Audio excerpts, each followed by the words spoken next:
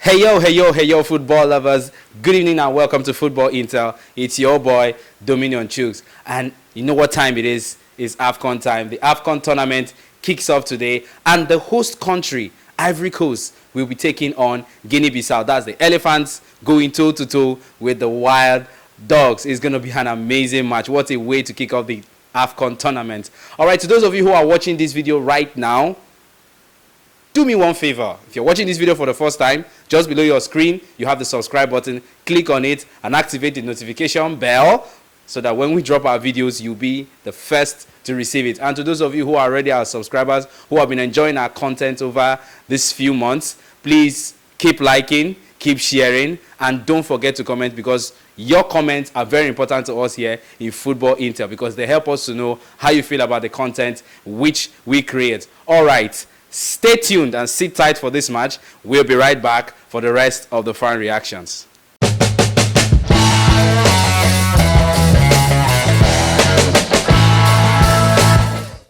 Hello, Mr. Victor. Hello, bro. What a time. What a time to be alive. What a time to be alive, my brother. Good to see you. Yeah, same here, bro. Amazing. You're already rapping. Of course, repping my country. Rapping. The Super Eagles of Nigeria.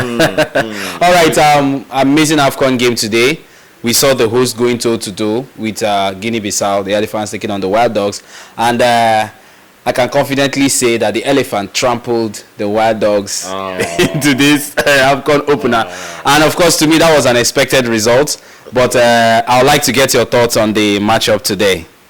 Yeah, expected result. But somehow, I thought what happened back then in, was it France 98? When Senegal beat France, no, that wasn't France 98. That was 2002. The Korea World Cup. Why am I doing history today? But then I was thinking that maybe upset could have happened. Okay, because yeah, it is football. But Ivory Coast, they showed class. They showed the reason why they are 52 in the world. Yeah, it's crazy. But then they are 52 in the world, while Guinea-Bissau are sitting pretty around 80 in the world. What a big margin. And something happened in today's game. Today's game, both teams had 10 shots each, but then the more quality side made good use of their chances. Okay, and if you also check, you cannot blame the Guinea guys. Yes, playing as a team can reduce a team that has individual talents, right? But then today showed that individual talents preceded above the Guinean team, because if you go to their lineup, you will not really see people playing professional football. Oh, sorry, no, they are playing professional football, please. But then you will not see players out there playing in the top leagues. Okay, but in the Ivory Coast League, in fact, some players did not even make it, but they are playing in good leagues in the world. The only person I think for Guinea-Bissau, they are number 9. I think, yeah, they are number 9. Where does he play again? He plays for one of the French league. Is he Metz? Either one of them is playing for Metz. But then I think it should be maybe Angers or something. Okay. I'm not too sure. Okay. You see why you are not too sure. But yeah, kudos to them. See, this team, the Guineans or the Guinea-Bissau team, they showed some elements of prospect. Okay, had it been they were putting in those goals in the net or their chances, man, it could have been another game altogether. Okay, but then Ivory Coast with their powers and their Sangaris and their Fofanas, Africa this time almost see names. In fact, keep your dictionary. So much names out there, but then it also makes me so happy because there are young talents out there that are showcasing their skills. Yes, we also have some older guys there. People like, I mean, for Saudi Arabia, come on, for Ivory Coast, you see, okay, since Saudi Arabia is in my mouth, the Fofana guy who scored the first goal of the tournament on the 4th minute plays for Al Ahly of Saudi Arabia. Same club with Cristiano Ronaldo. What do you expect? When you are in the same club with Cristiano Ronaldo, why won't you score sweet goals? Why won't that grace touch you? That anointing touch you compared to But then, I'm not here to. This is not Chelsea versus Manchester United. But then, it was a good night of football, and I will not also forget. Please let me not forget the opening ceremony, where everywhere was colorful. Oh man! Hey, amazing! Back in the days, if you see somebody wearing colors, you already know that this person is from a bomb town. Bomb town, that's the sweet town. That's Bonbon. That's the French-speaking nations. You know, they like colors. Look at their flag here. Yeah, you are representing them. Look at their flag there. Yeah. You must see them having plenty colors, and that happened in the stadium. If you are watching the stadium properly, you find out that you see green, you see yellow, you see blue, you see. Unlike the English in their stadium, you just be seeing black and brown. But in Africa, so it's all about colors. But yes, we saw those colors. We saw culture.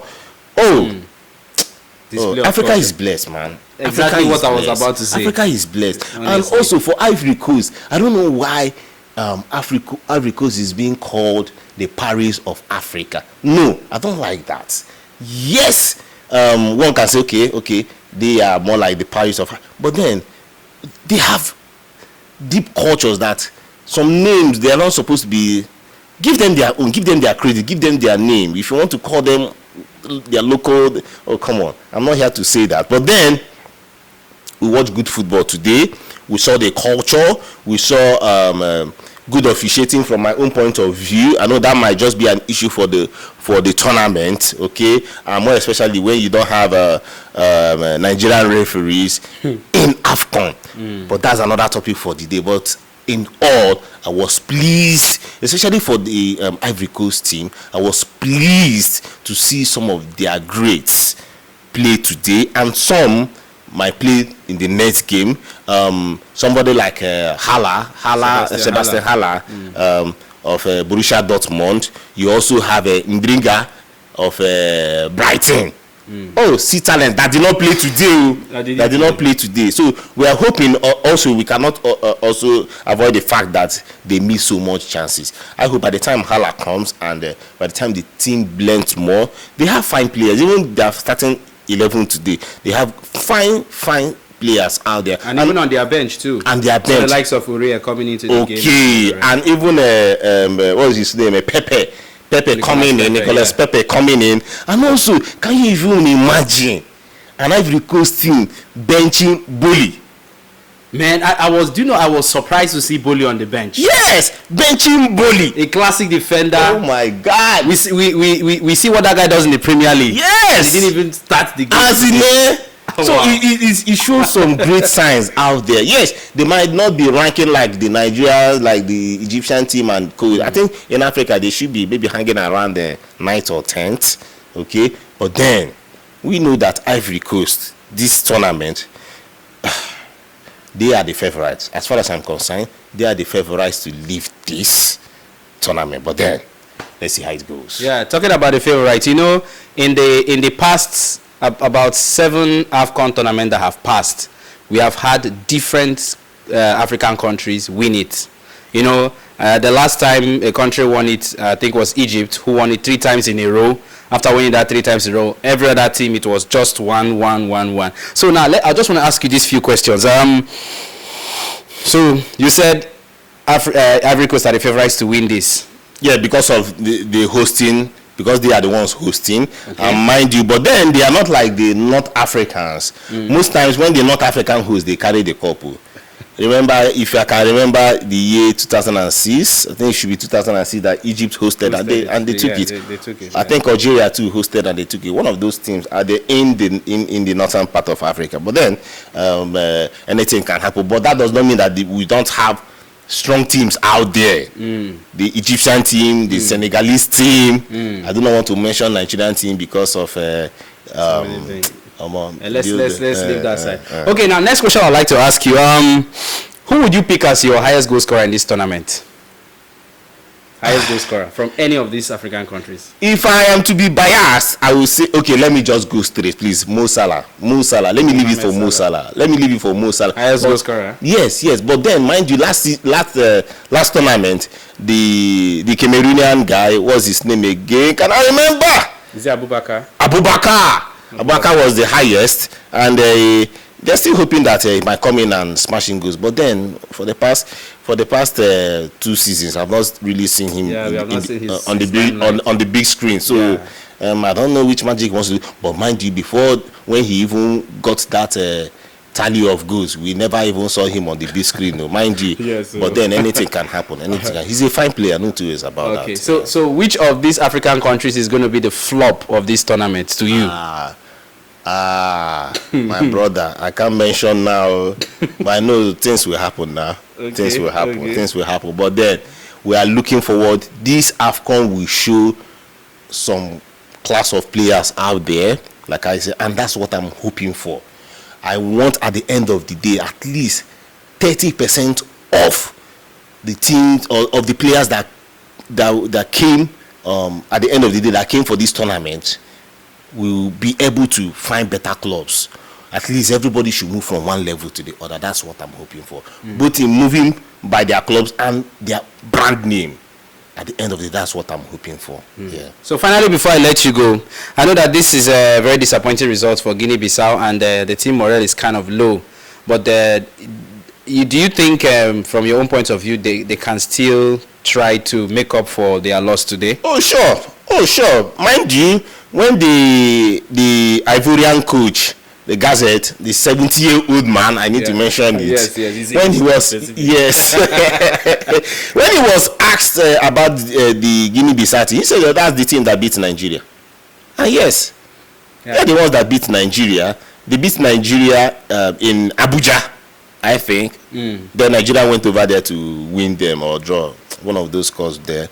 But then it shows that they can create upsets, and that's what we are also waiting for in this tournament. It must not be fully predictable. Yes, you can predict some, but then we're looking for those upsets, and that will what will build the fire in these tournaments. All right. To those of you listening to this for the first time, subscribe to our page, click on the notification bell so that you can receive our videos as they come. And to those of you as subscribers, remember we promised you earlier that we are going to be covering post-match analysis of this Afcon tournament, and we have begun it today, and we are not relenting. This year, 2024, Football Intel says we know they agree for anybody.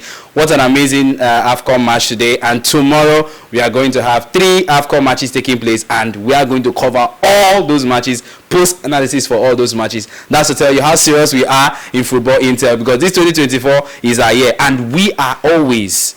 Our dream is always to make sure we make you guys entertained at all costs. So, Mr. Victor, do you have anything to say to our listeners out there? Okay, so we are all out. We're there for you. It is our top priority to bring you post-analysis for every match in the tournament. 52 games, we're not going to stop. Woo. We will make sure that every game we come here to give you post-match analysis, and from there you will begin to learn about the African players. You will be able to see how sweet, how cool African football is. Indeed. We're gonna bring it to you from this channel every moment a match is being played. Amazing. Thank you so much, Mr. Victor, for being with me, and I hope to see you tomorrow. Thank you, bro. Have a lovely night rest. You too, bro. Thank you.